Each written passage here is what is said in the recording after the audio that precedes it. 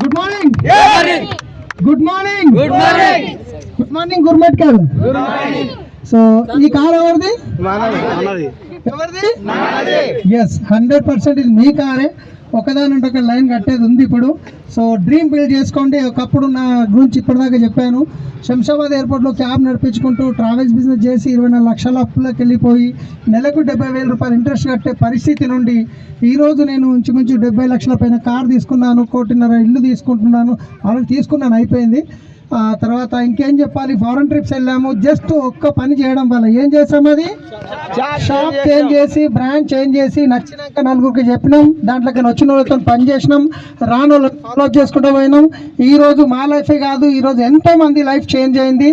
So ఒక్క నిర్ణయం తీసుకునే అవసరం ఉంది, ఒక్క నిర్ణయం.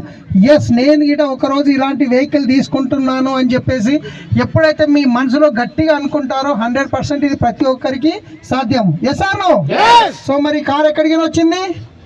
సో మనం టీవీలో చూస్తుంటాం కదా, మీ పేస్ట్ లో ఉప్పు ఉందా, మీ పేస్ట్ లో బొగ్గు ఉందా? Yes or no?